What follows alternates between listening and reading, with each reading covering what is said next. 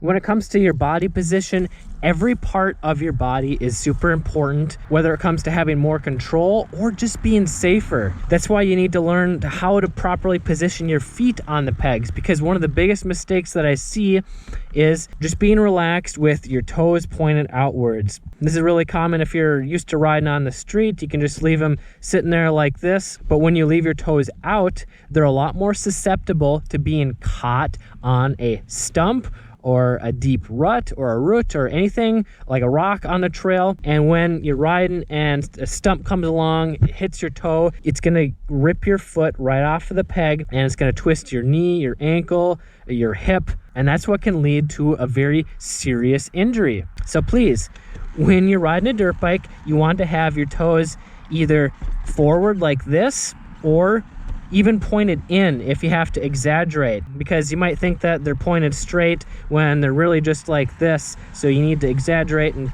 kind of point them in, because your heel is not going to catch easily and get ripped off as your toe would if it's pointed out. And when it comes to shifting and using your brakes, I think it's a little bit slower and less efficient to have them out like this, because you got to rotate basically your whole leg and foot. So if you're going like this, shifting, you got to go over, down, pull up, as opposed to if they're pointed straight, you can just shift forward, tap the brake, put it back like that, as opposed to that. The other mistake is standing on your heels. This might just be a natural tendency, but it's a habit that you need to get rid of, because you can accidentally downshift, you can accidentally use the rear brake, and because you don't have as much stability when standing, because when you stand on the pegs, you don't have the same balance as you would as riding on the balls of your feet. Think about it. If you ever played sports